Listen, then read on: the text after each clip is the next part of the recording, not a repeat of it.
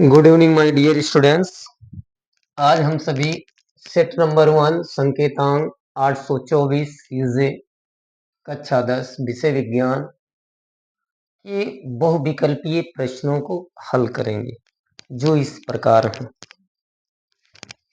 प्रश्न में पहला जो दिया गया है उपभाग फर्स्ट, प्रश्न नंबर 1 है।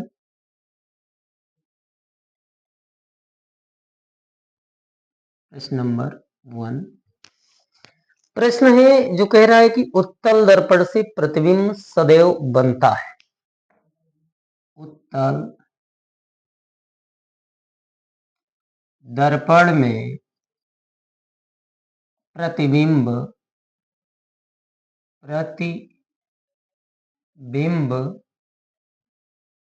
सदैव बनता है।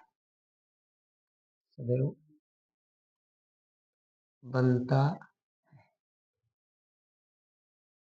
यानी प्रश्न जो हमारा है वो कह रहा है कि उत्तल दर्पण में प्रतिबिंब सदैव बनता है। तो जो उत्तल दर्पण हमारा होता है उसमें प्रतिबिंब सदैव जो बनता है वो ध्रुव तथा फोकस के बीच बनता है। ध्रुव व फोकस के बीच बनता है। फोकस के बीच,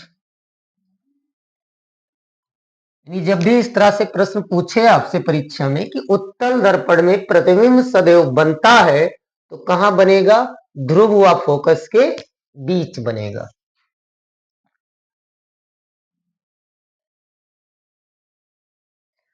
प्रश्न नंबर 2,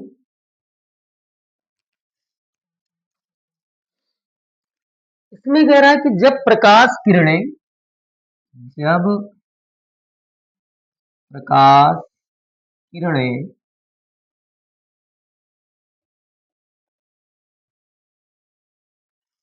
प्रकाश किरणें एक माध्यम से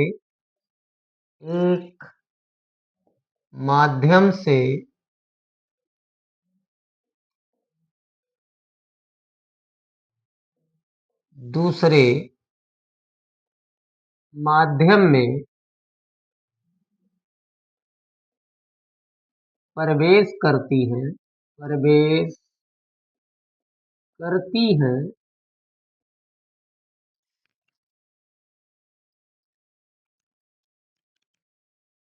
तो अविलंब से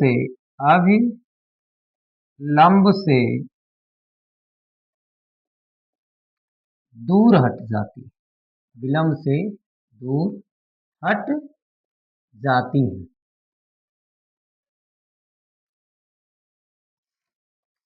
कह रहा है कि जब प्रकाश किरणें एक माध्यम से दूसरे माध्यम में प्रवेश करती हैं तो अविलंब से दूर हट जाती है।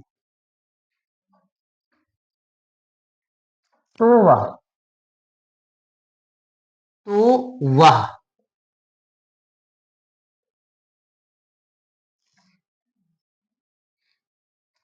जब प्रकाश किरणें एक माध्यम से दूसरे माध्यम में प्रवेश करती हैं तो अविलंब से दूर हट जाती है, तो वो माध्यम कौन सा होगा? तो जो माध्यम हमारा होगा वो होगा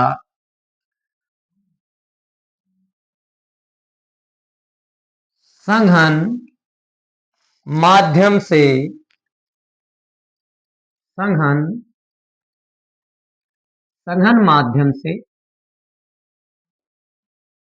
विरल माध्यम। संघन माध्यम से विरल माध्यम। जब हमारी प्रकाश किरणें संघन माध्यम से विरल माध्यम में प्रवेश करती हैं तो अविलंब से दूर हट जाती हैं, और जब विरल से संघन में प्रवेश करती हैं तो अविलंब की ओर झुक जाती हैं। आगे प्रश्न नंबर 3 हल करेंगे हम लोग। प्रश्न नंबर 3 में कह रहा है कि एक उत्तल लेंस की फोकस दूरी, एक उत्तल लेंस की फोकस दूरी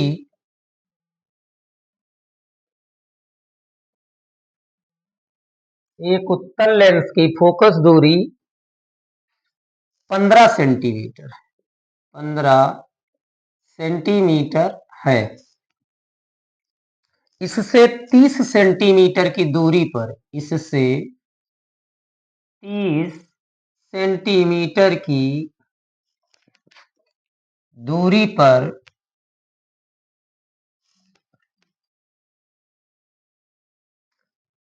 स्थित वस्तु का प्रतिबिंब बनेगा।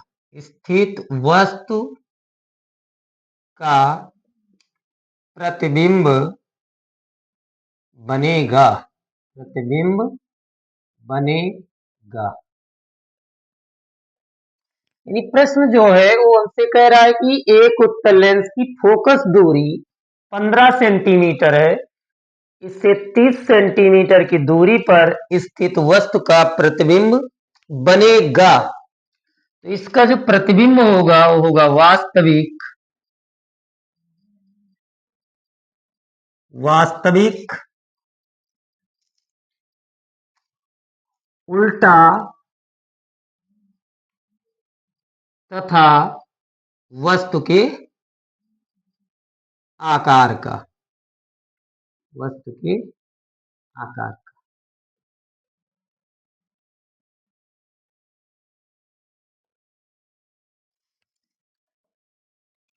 प्रश्न नंबर 4।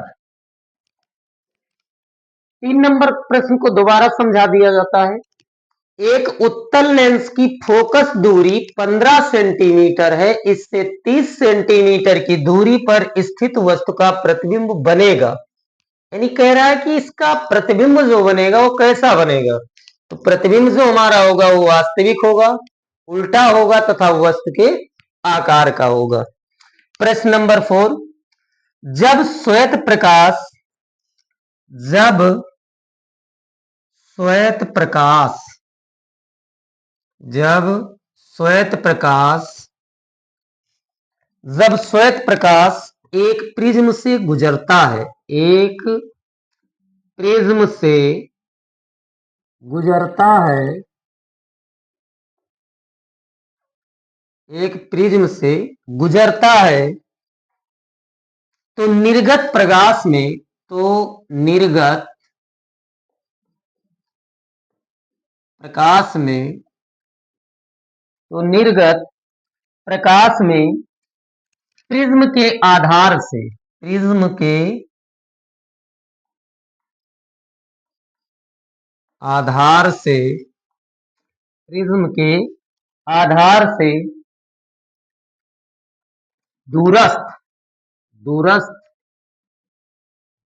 प्रिज्म के आधार से दूरस्थ प्रकाश का रंग होता है। प्रकाश का रंग होता है। प्रश्न कह रहा है कि जब श्वेत प्रकाश एक प्रिज्म से गुजरता है तो निर्गत प्रकाश प्रिज्म के आधार से दूरस्थ प्रकाश का रंग होता है। यानी उसका कलर कैसा होता है। तो हमारा जो आंसर होगा वो होगा लाल। कैसा कलर होगा। लाल होगा। आगे चलते हैं। प्रश्न नंबर 5 को हम लोग हल करेंगे। चलो इसको इरेज करते हैं।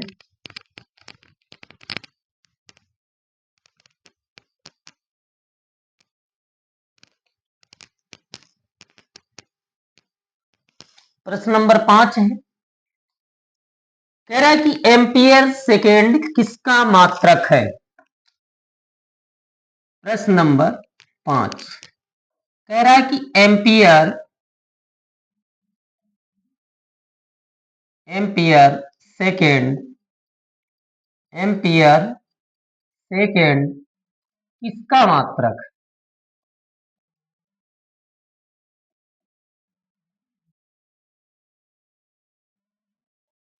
देखिए एम्पियर सेकेंड किसका मात्रक है ये प्रश्न है। तो हमारा जो आंसर होगा एम्पियर सेकेंड जो मात्रक होता है होता है आवेश का। किसका होता है। आवेश का।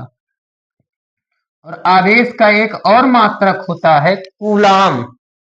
आवेश का एक और मात्रक होता है जिसे हम जानते हैं किस नाम से, कूलाम के नाम से। अगला प्रश्न दिया गया है, चुंबकीय क्षेत्र की तीव्रता का मात्रक है। चुंबकीय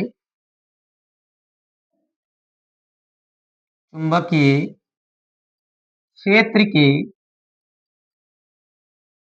चुंबकीय क्षेत्र की तीव्रता का मात्रक है। तीव्रता का मात्रक है। जो हमारा चुंबकीय क्षेत्र की तीव्रता का जो मात्रक होता है वो होता है न्यूटन प्रति एम्पियर मीटर। यानी चुंबकीय क्षेत्र की तीव्रता का जो मात्रक होगा वो क्या होगा, एम्पियर, न्यूटन प्रति एम्पियर मीटर। प्रश्न नंबर 7 को हम लोग हल करते हैं।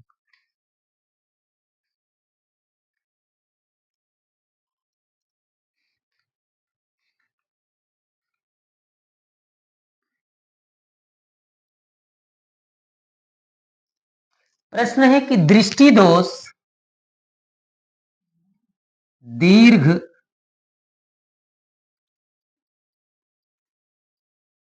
दृष्टि दोष के निवारण के लिए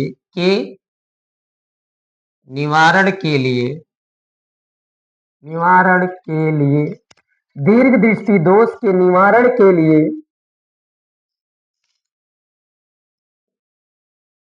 लिए कौन सा लेंस प्रयुक्त होता है? कौन सा लेंस प्रयुक्त होता है? बहुत गुड क्वेश्चन है। प्रश्न है कि दीर्घ दृष्टि दोष के निवारण के लिए कौन सा लेंस प्रयुक्त होता है? तो जो हमारा आंसर है वो है उत्तल लेंस। क्या होगा हमारा राइट आंसर? उत्तल लेंस। और एक विशेष बात, दीर्घ दृष्टि दोष का एक और नाम है जिसे हम जानते हैं दूरदृष्टि दोष के नाम से। तो कभी भी बोर्ड परीक्षा में अगर आपसे पूछता है कि दीर्घ दृष्टि दोष के निवारण के लिए कौन सा लेंस प्रयुक्त होता है, तो आपको याद रखना है कि उत्तल लेंस, क्योंकि दीर्घ दृष्टि दोष और दूरदृष्टि दोष दोनों एक ही नाम है। ठीक है, आगे चलते हैं। प्रश्न नंबर 8 को हम हल करेंगे, जो रसायन विज्ञान से संबंधित प्रश्न है। इसमें कह रहा है कि मेथेन का संरचनात्मक सूत्र क्या होता है? मेथेन का संरचनात्मक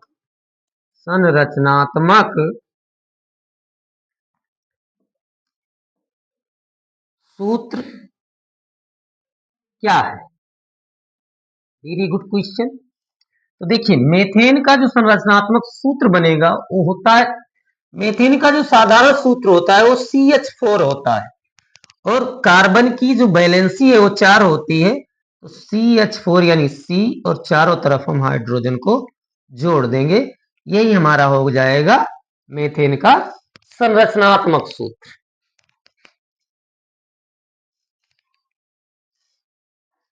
आगे चलते हैं, प्रश्न नंबर 9 को हल करेंगे हम लोग।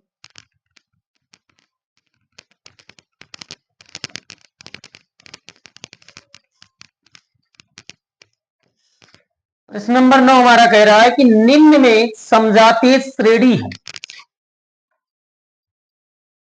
निम्न में समजातीय श्रेणी है। समजातीय श्रेणी है।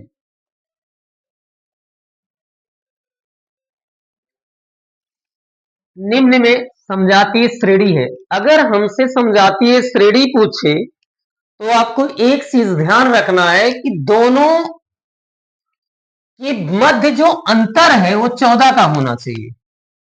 और वो एक ही समूह के हो।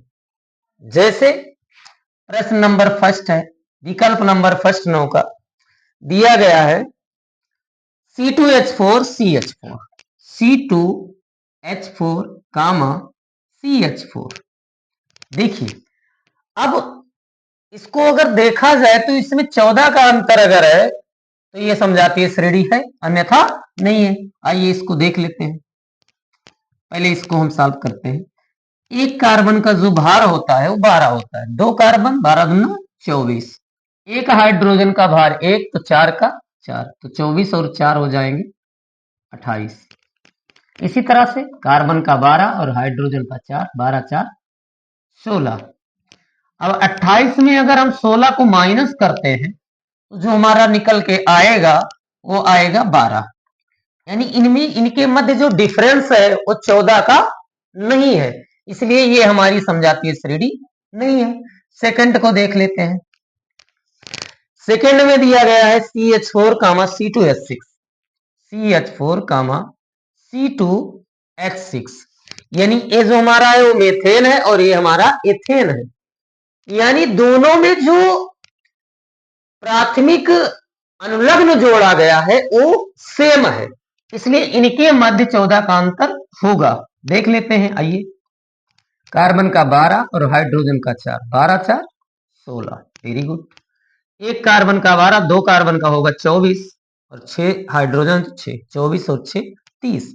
अच्छा अगर हम 30 में से 16 को घटाते हैं तो हमें 14 प्राप्त हो जाएगा।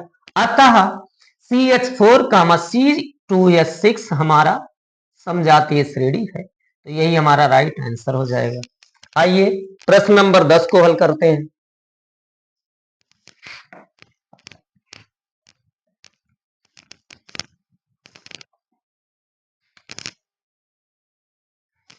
प्रश्न नंबर 10 जो हमारा दिया गया है वो कह रहा है कि लेड नाइट्रेट का रासायनिक सूत्र क्या होता है। लेड नाइट्रेट लेड नाइट्रेट का रासायनिक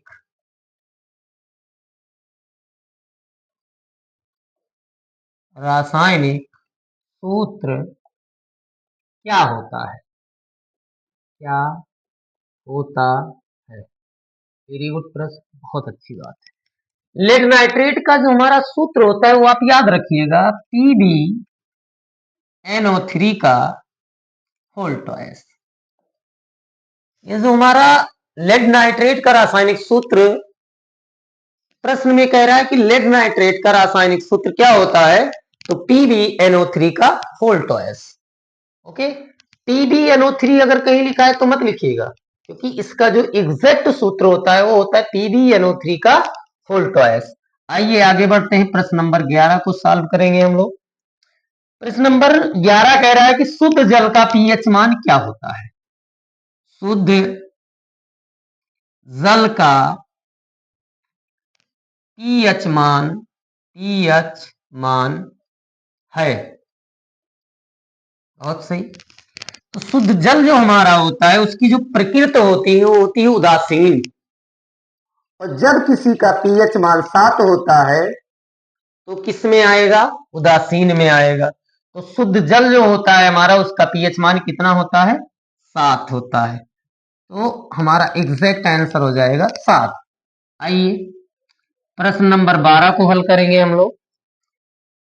एंटी मनी है, यानी इसका कहने का तात्पर्य है कि एंटी मनी जो है, एंटी मनी है वो है क्या, धातु है कि अधातु है कि उपधातु है।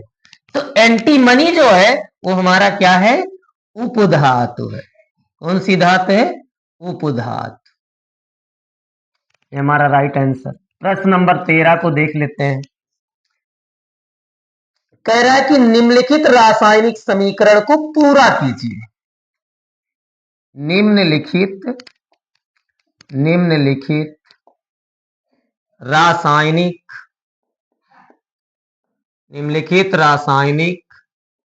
समीकरण को पूरा कीजिए। बहुत सही, पूरा कीजिए।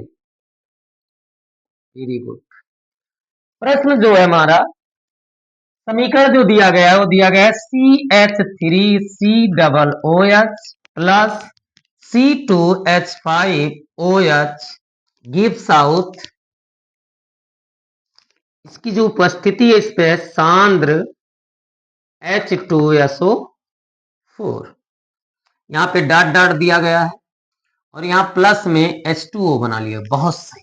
देखिए ये जो हमारा एसीटेट है इस पे माइनस आवेश होता है और इस पे प्लस, और जो हमारा C2H5 है इस पे प्लस होता है, OH पर माइनस। अच्छा, रिएक्शन करने के लिए किसी के साथ या तो माइनस माइनस होना चाहिए तब रिएक्शन होगा, प्लस माइनस है तो रिएक्शन होगा, अगर प्लस प्लस है तो रिएक्शन नहीं होगा।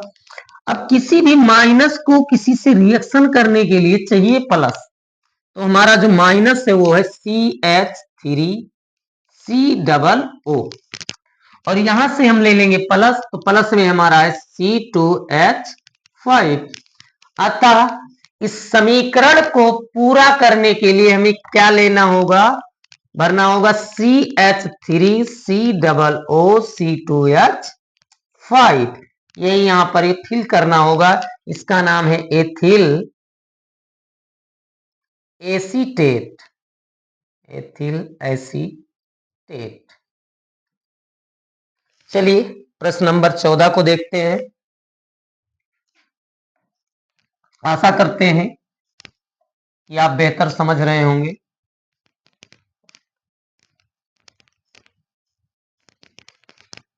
चलिए प्रश्न नंबर 14 को हम लोग हल करेंगे।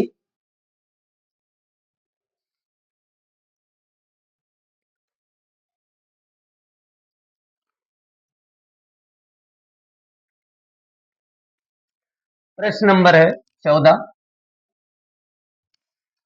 प्रश्न है कि कोशिकीय प्रक्रम में ऊर्जा मुद्रा है। कोशिकीय कोशिकीय प्रक्रम में ऊर्जा मुद्रा है, ऊर्जा मुद्रा है। ये जो प्रश्न है वो कह रहा है कि कोशिकीय प्रक्रम में ऊर्जा मुद्रा है तो क्या है। तो आप एक चीज याद रखिएगा, ATP, ATP, इसी को कोशिकीय प्रक्रम में ऊर्जा मुद्रा कहा जाता है। इसका फुल फॉर्म होता है एडेनोसिन ट्राइफॉस्फेट। अगला प्रश्न है, पित्त रस का श्रावण होता है। प्रश्न है कि पित्त रस का श्रावण होता है। कहाँ होता है, याद रखिएगा जो हमारा आंसर है वो है यकृत में। किसमें होता है, यकृत में। प्रश्न नंबर 16, यकृत द्वारा, सॉरी, यकृत द्वारा पित्त रस का श्रावण होता है, किसके द्वारा होता है, तो यकृत द्वारा होता है। परागकोश होते हैं, परागकोश में होते हैं, परागकोश में होते हैं, परागकोश में होते हैं। कौन होते हैं, तो याद रखिएगा कि पराग कण होते हैं, पराग कण होते हैं। यानी परागकोश में होते हैं तो कौन होते हैं, पराग कण होते हैं हमारे। अगला प्रश्न 17 नंबर कह रहा है कि पत्तियों पर कलियां विकसित होते हैं। पत्तियों पर कलियां विकसित होती हैं, पत्तियों पर कलियां, पत्तियों पर कलियां विकसित होती हैं, विकसित होती हैं। तो इसका जो एग्जैक्ट आंसर है वो है ब्रायो, ब्रायो फिल्म में, ब्रायो फिल्म में एक लिंगी फूल का उदाहरण है। बहुत सही। एक लिंगी, एक लिंगी फूल का उदाहरण है। एक लिंगी फूल का उदाहरण है तो कौन सा है? पपीते का फूल, पपीते का फूल। प्रश्न नंबर 19 को सॉल्व करेंगे हम लोग। एक स्वस्थ मनुष्य में सामान्य रक्तदाब होता है। एक सामान्य मनुष्य में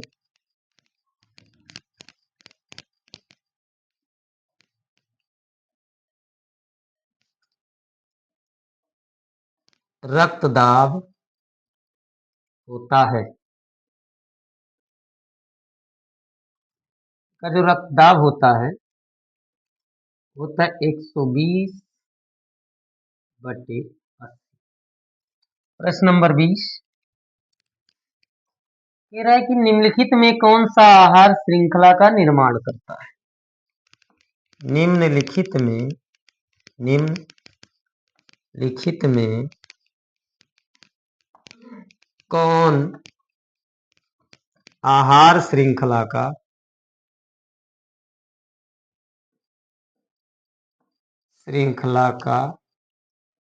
आहार श्रृंखला का निर्माण करता है, निर्माण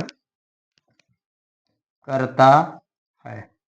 बहुत सही। तो हमारा जो आंसर हो जाएगा हो जाएगा घास, बकरी, घास, बकरी और मानव।